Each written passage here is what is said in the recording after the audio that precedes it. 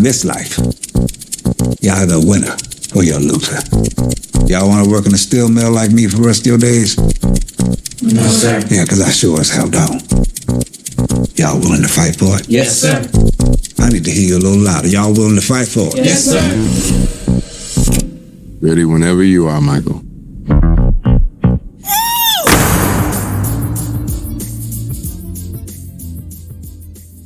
I already know before y'all go to the comments and say I'm part of the problem or that I need to just enjoy the Michael movie instead of thinking about it. I did enjoy watching Michael, and being in the theater with a full crowd was one of the best times I had watching a movie in the theater. The energy, the vibe was just great, and you don't get these movie experiences all the time. Jafar Jackson, who's Michael Jackson's nephew and Jermaine Jackson's son, plays Michael, and he absolutely kills it playing his uncle.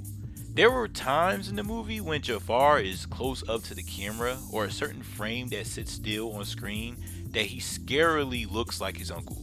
He executed the spirit of his uncle during the concert scenes, and he just carries the movie for me. While Jafar's performance as Michael Jackson was great, unfortunately, at least to me, everything else was not up to par.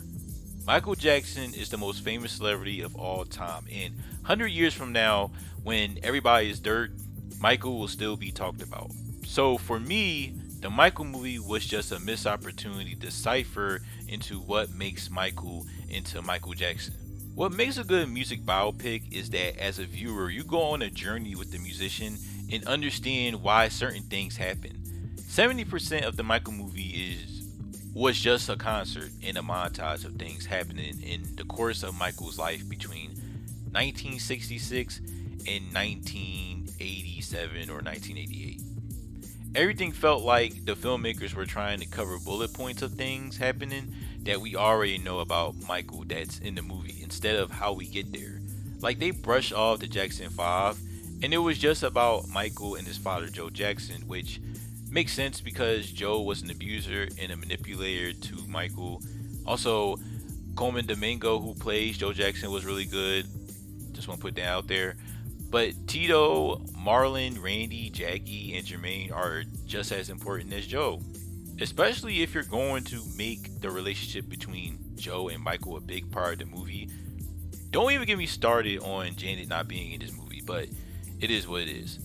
For example, Straight Outta Compton, which is a biopic of NWA, does a good job of making you see where Ice Cube, Eazy-E, Dr. Dre, DJ Yella, and MC Win were at, and it hits differently in the ending.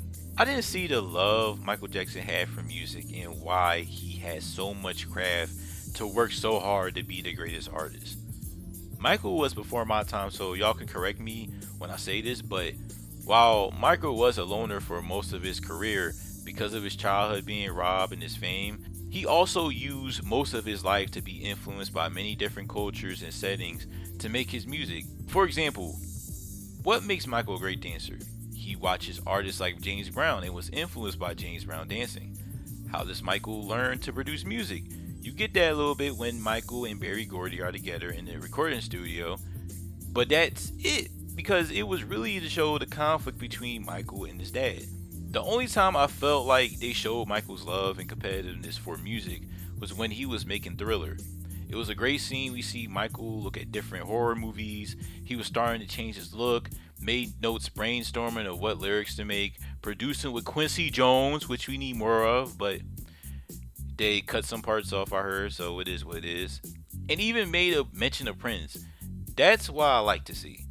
I would like to see a movie of Michael Jackson making the greatest album of all time, but you see spare parts of it in the Michael movie. The Michael movie would have benefited from being a longer movie and cut down a few parts that were not as necessary as the Jackson family. Now, you have two characters in this movie that were almost a big part of Michael's life as the rest of his family, I guess. You have Michael's bodyguard, Bill Bray, and his lawyer, John Breca, who Miles Teller plays. Bill Bray, after doing my research, was definitely a father figure of some sort to Michael. I don't know if we needed that much of him in the movie, but that's fine. John Branco, on the other hand, does not need to have this much time in the Michael movie. We could have used that time, like I said before, to get to Michael's obsession with music, the Jackson family, or showing Michael's insecurities about his face from not just his father, but other people that pointed out his flaws. Instead, we get more John Bronca, that's played by a leading actor talent, Miles Teller, who also executive produces the movie. There could have been so much time given us new detail on Mike instead of these things that weren't as necessary for the movie. I have to be honest when I say this. The look of this Michael movie, it's a mixed bag. Michael Jackson is bigger than life, being in different places, experiencing stuff that casuals like myself would never experience. So as much joy as I enjoyed the performance on stage of Michael, the crowd just, at least at some of the concerts for the most part, it doesn't feel grand. I was surprised how much CGI effects was used to create a large crowd for Michael's performances. Even when you see Michael go to the limousine toward 1,000 people, it just looked like CGI characters around the car, and that's disappointing. Not to mention the fact that they use CG for Bubbles and the rest of the animals, and it did not look good. It didn't look good to me. As much as I'm criticizing the Michael movie with how it felt like bullet points, didn't get much into detail and how tame the movie was, I still had a great time at the movie theater. I don't understand the critics that will go as far as to call Michael a disaster, because I know a few movies that do the same thing and even got an Oscar for it, but don't make the same criticisms.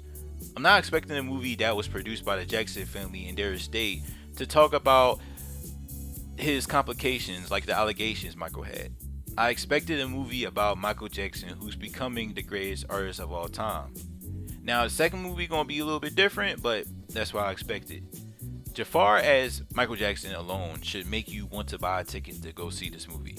If you want to see the Michael movie just for the Michael Jackson performance and the music, then you should go to the theater as soon as possible. But if you're expecting some new information or a non-generic music biopic, then you will be disappointed. But anyways, if you are seeing Michael in the theaters, definitely see it in Dolby or IMAX. It is worth the price of admission.